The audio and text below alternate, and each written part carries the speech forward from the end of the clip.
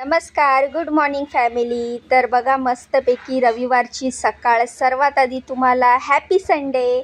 तर बघा रविवारची सकाळ आहे त्यामुळे मी उशिरा कामावर आली आहे. सकाळचे वाजलेत 8:15 आणि मी कामावर पोचलेली आहे.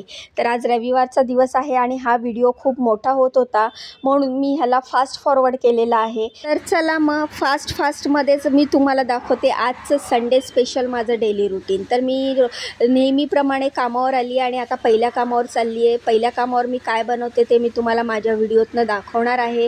तर बघा पहिल्या दरवाजाची बेल वाजवली आणि पहिल्या कामावर पोचली. मस्त अशा टम्म फुगणाऱ्या ज्वारीच्या भाकरी इथे बनवलेल्या आहेत लंचमध्ये.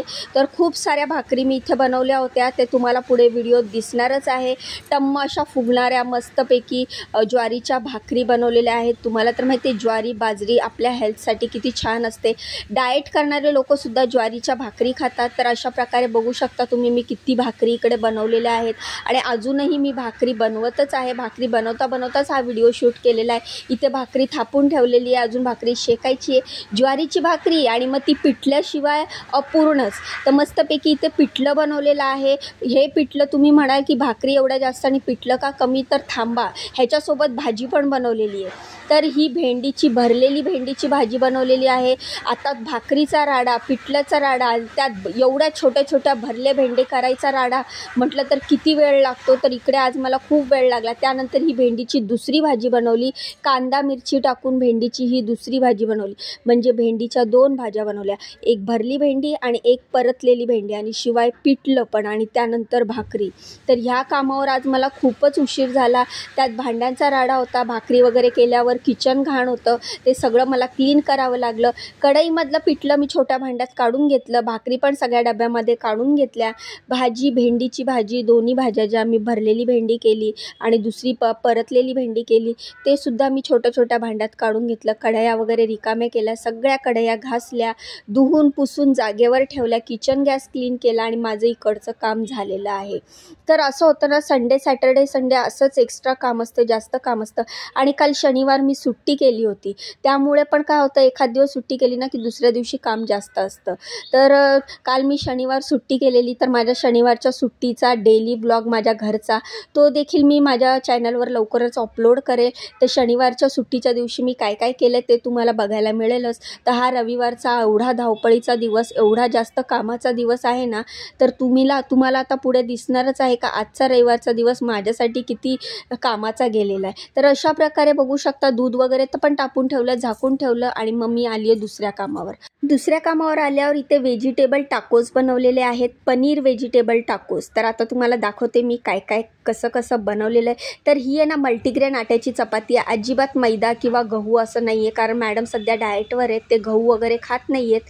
त्यामुळे मग मी ही मल्टीग्रेन आट्याची रोटी बनवलेली आहे, चपाती बनवली आहे. नॉर्मल अशी चपाती बनवली आणि तव्यावर अर्धवट कच्ची अशी भाजून घेतली. त्यानंतर त्याच्यावर पूर्ण असं मेयोनीज लावलं. मस्त मेयोनीज असं स्प्रेड केल्याच्या नंतर जे पनीर व्हेजिटेबलचं बॅटर मी बनवलेलं होतं ते त्याच्यावर एका बाजूला ठेवलं. अर्ध्या चपातीवर ठेवायचं आणि त्याच्यावर हे मोझरेला चीज टाकलेलं आहे. मोझरेला चीजमुळे हे खूप छान चीजी होणार आहे. तर मोझरेला चीज टाकल्यानंतर दुसऱ्या चपातीला फोल्ड केलं त्याच्यावर आणि ती तव्यावर मस्तपैकी तुपामध्ये किंवा बटरमध्ये शेकून घेतली. तर बघू शकता तुम्ही किती छान झालेले आहेत. पनीरचे असे बारीक तुकडे केले, त्याच्यात कॉर्न टाकलेले आहेत, कॅप्सिकम टाकले, बेल पेपर टाकली आहे. तर खूप साऱ्या व्हेजिटेबल टाकल्या. त्यामुळे हे व्हेजिटेबल पनीर टाकोस आहेत ना खूपच हेल्दी असे झाले होते. मस्त असे क्रिस्पी मी त्याला भाजले होते आणि खूप टेस्टी लागत होते. कॉर्न असल्यामुळे त्याला अजून छान चव आली.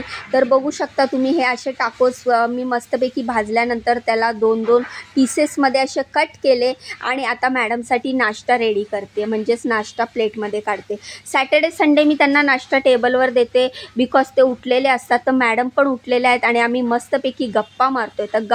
तर माझ्या फेसवरनं तुम्हाला समजलंच असेल की मी कशाबद्दल गप्पा मारते. तर ऑफकोर्स बायका असल्या एकत्र की आपण नवऱ्याबद्दलच गप्पा मारतो. त्या त्यांच्या नवऱ्याबद्दल सांगत होत्या, जे की हॉलमध्ये बसले होते त्यांच्या समोरच सांगत होत्या, आणि मी माझ्या नवऱ्याबद्दल सांगत होती. तर माणसांमध्ये किती फरक असला तरी नवरे हे नवरेच असतात. ते त्यांच्या नवऱ्याबद्दल सांगत होते, आणि त्याच्याच ऑपोजिट असलेला मी माझ्या नवऱ्याची कहाणी सांगत होती. आणि त्यामुळे असं मस्त हसत हसत आणि टाईमपास करत आमचं काम होत होतं. कारण आज मॅडम त्यांच्या हाताने चहा बनवत होत्या, आणि त्यामुळे त्या किचनमध्ये ये जा करत होत्या, आणि मी आपला त्यांच्यासाठी नाश्ता बनवत होती. तर आज मॅडमनी बनवलेला चहा, मी त्यांचा हातचा चहा पिला. तर त्यांच्या हातचा चहा पिण्यासाठी मी इथे तोपर्यंत टाकोज बनवत होती. चहा झाल्याच्यानंतर मी चहा पिला, त्यांना नाश्ता दिला, आणि दुपारी लंचसाठी हे चायनीज बनवलेलं आहे. तर चायनीज फ्राईड राईस बनवले. तुम्ही म्हणाल एवढ्या साऱ्या व्हेजिटेबल, एवढ्या सारी कोबी अशी का टाकली आहे? तर त्यांना तसंच आवडतं, आणि ज्या ज्या कामावर मी जी रेसिपी बनवते, जो स्वयंपाक बनवते, तो त्यांच्या आवडीनुसार त्यांना जसा आवडतो तसाच बनवते. तर मस्तपैकी हे चायनीज बनवलेलं आहे, चायनीज फ्राईड राईस बनवलेला आहे. हो, पण हे व्हेजिटेबल आहेत, कारण इकडचे मॅडम आणि सर दोघं व्हेजिटेरियन आहेत. त्यानंतर हे चिल्ली पनीर आहे. आता तुम्ही म्हणाल चिल्ली पनीर दिसते, पण मग पनीर कुठे? तर आज पनीर स्किप करायचं होतं, कारण ऑलरेडी त्यांनी ब्रेकफास्टमध्ये पनीर खाल्लेलं. मग त्यामुळे पनीरला स्किप करून इथे बेबीकॉर्न टाकलेले आहेत. बेबीकॉर्न टाकले आहेत, कोबी टाकले, आणखीन सिमला मिरची टाकलेली आहे. तर आज चिल्ली पनीरमध्ये पनीर नसल्यामुळे ह्याला बेबीकॉर्न चिल्ली म्हणू शकता, किंवा चिल्ली बेबीकॉर्न म्हणू शकता. तर मॅडम आणि सरांना ब्रेकफास्ट दिला, मी चहा घेतला, त्यांना चहा दिला. तर माझं लंच मी दुपारसाठी त्यांच्यासाठी बनवलं, जे की चायनीज व्हेजिटेबल फ्राईड राईस होता. त्यानंतर चिल्ली बेबीकॉर्न होतं, ते पण मी बनवलं. किचन गॅस सगळं क्लीन केलं, आणि आता मी घरी चालली आहे. कामावरनं निघाली, पण घरची ड्युटी सुरू होणार आता, कारण दुपारचे वाजले होते 11:15. तर मला आता घरी जायला, कारण की मी ऑलरेडी सकाळी उशिरा आली होती, त्यामुळे मला आता घरी जायला उशीर झाला. आता कडक ऊन पडलं होतं.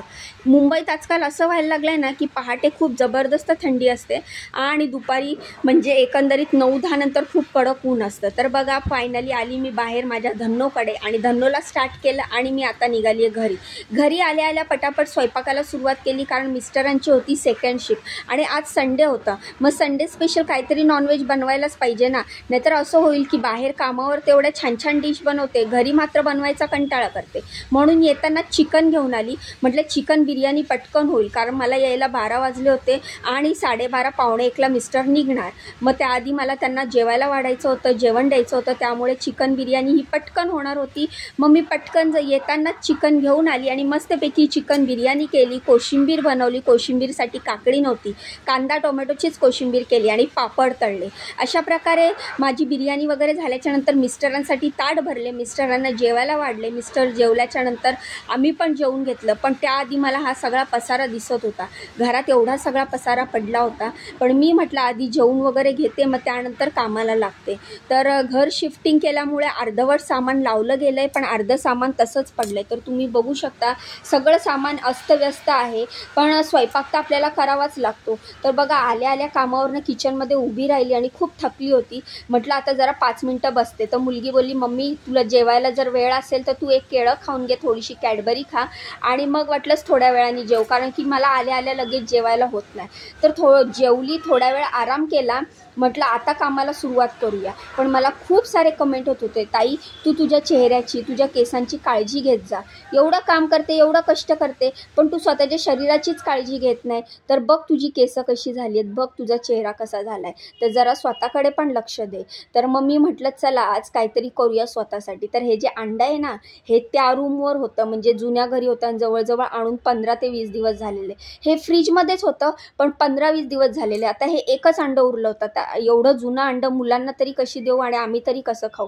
म्हटलं चला ह्याचा काहीतरी उपयोग करून घेते, म्हणून हे डोक्याला लावायचं ठरवलं. तर हे अंडं खूप जुनं आहे, आणि तुम्हाला तर माहिती आहे की जास्त शिळं म्हणजे जुनं झालेलं अंडं खाऊ नये असं म्हणतात. तर 15-20 दिवस झाले या अंड्याला. फ्रीजमध्येच होतं, थंडगार अंडं होतं. हे फोडून एका बाउलमध्ये काढलं. त्यानंतर अलोवेरा घेतली. तर ह्या घरात अलोवेराचं जे झाड आहे ना, ते खूप छोटंसं आहे, कवळं आहे, पण मला एक काडी पाहिजेच होती अलोवेराची, म्हणून ते छोटंसं कवळं अलोवेरा तोडताना मला थोडंसं कसं तरी वाटत होतं. पण मी म्हटलं चल आता आपल्याला गरज आहे ना, तोडते, कारण त्या घरच्या माझा अलोवेरा खूप मस्त मोठा झालेला आहे, पण तिकडच्या कुंड्या अजून काय मी आणलेल्या नाही आहे तिकडे. तर बघू शकता तुम्ही, एक अंडं फोडून झाल्याच्या नंतर ॲलोवेरा टाकला. ॲलोवेरा जेल टाकल्याच्या नंतर हाताला जो ॲलोवेरा लागला होता तो तरी कशाला वाया घालव, तो पण घेतला चेहऱ्याला चोपडून. आता तुम्ही म्हणाल, हो ग बाई रीमा, तू खूप कंजूस आहेस, आम्हाला माहिती आहे. तर बघू शकता तुम्ही, सगळा तो जो हाताला जेल काढताना ॲलोवेरा लागलेला सगळा थोबाडाला चोपडून घेतला, अंडं टाकलेलं, त्याच्यावर ॲलोवेरा टाकला आणि हे आहे ऑलिव्ह ऑइल. तर हे ऑलिव्ह ऑइल आहे, 2 चमचा ऑलिव्ह ऑइल टाकलं मी ह्याच्यामध्ये आणि हे आता मिक्स करणार आहोत. हे ऑलिव्ह ऑइल एवढं आपल्या चेहऱ्यासाठी, केसांसाठी चांगलं असतं ना, असं मी ऐकलेलं होतं. एवढं महाग मिळतं हे. ही बॉटलवर मी प्राईस बघितली, 1240 प्राईस लिहिली होती. पण हो, ही 1240 रुपयाचं ऑलिव्ह ऑइल मी खरेदी वगैरे केलेलं नाही आहे. हां, मी किती कंजूस आहे तुम्हाला माहिती आहे. मी तेलसुद्धा घरात जे वापरते ते राईस ब्रॅन ऑइल वापरते, जे 150 रुपयाला 1 लिटर मिळतं. मग हे खायला ऑलिव्ह ऑइल किंवा डोक्यासाठी एवढं 1100 रुपयाचं ऑलिव्ह ऑइल मी कुठे खरेदी करणार? म्हणून मी काय ते खरेदी केलेलं नाही आहे. एका मॅडमकडे जिथे मी काम करत होती ते रूम शिफ्टिंग करत होते आणि त्यांनी रूम शिफ्टिंग करताना ते म्हटले तेलाची बॉटल वगैरे घेऊन गेलो तर ते पॅकर्स अँड मूव्हर्समध्ये सांडण्याची शक्यता आहे.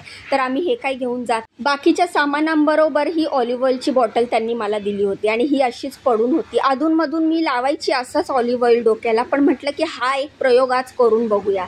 तर वाटीमध्ये मस्त अंडं टाकलं, त्यानंतर ऑलिव्हेरा जेल टाकला आणि मग हे 2 चमचे ऑलिव्ह ऑइल टाकलं आणि एकदाचा माझा झाडू मी उघडला.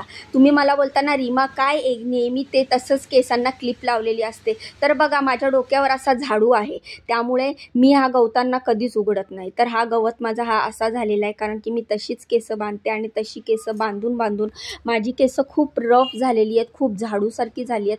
तर मला आता खरं तर कट करायची आहे. तुम्हाला काय वाटतं मला कमेंट करून सांगा बहिणींनो, मी केसं कट केली पाहिजे ना? कारण खालचे जे माझे खालचे आहेत ना, ते खूप असे केसं माझे झाडूसारखे झालेले आहेत. मला ॲक्च्युली कट करायचे आहेत केसं, पण सध्या मुहूर्त नाही आहे आणि आता मुहूर्त बघूनच मी केसं कट करायला मला जायला मिळेल. कारण की कामं, घर आणि बाहेरची कामं ह्याच्यामध्ये मी एवढी गुरफटून गेली ना की मला स्वतःकडे लक्ष द्यायलाच होत नाही. खाली 1-2 थेंब पडले, ते पण मी उचलले आणि डोक्यावर टाकले. आणि अशा प्रकारे हे जे सगळं मिक्सचर केलं होतं मी सगळं डोक्यावर चांगलं चोपडून घेतलं. वास येत होता अंड्याचा आणि फ्रीजमधला अंडा असल्यामुळे थंड थंड वाटत होतं, पण ते केस त्यासाठीच मी उघडत नाही. कारण की हे केस अशी आहेत, मला खूप इरिटेट होतात केस असे असले खांद्यावर वगैरे, आणि त्यात ते गळतात ना, तर मग असे केस मानेवर वगैरे आले ना एखादा गळणारा केस की मला खूप इरिटेटिंग वाटतं. त्यामुळे मी केस उघडे ठेवतच नाही. पण आता चांगलासा एक हेअरकट करणार आहे. थोडंसं आता स्वतःकडे लक्ष द्यायचं ठरवलं आहे, कारण तुम्ही माझी फॅमिली आहात आणि तुम्ही मला एवढे छान छान लाख मोलाचे सल्ले देतात, मग तुमचे सल्ले तर ऐकलेच पाहिजे ना. तर अशा प्रकारे मस्तपैकी हे सगळं चोपडून घेतलं.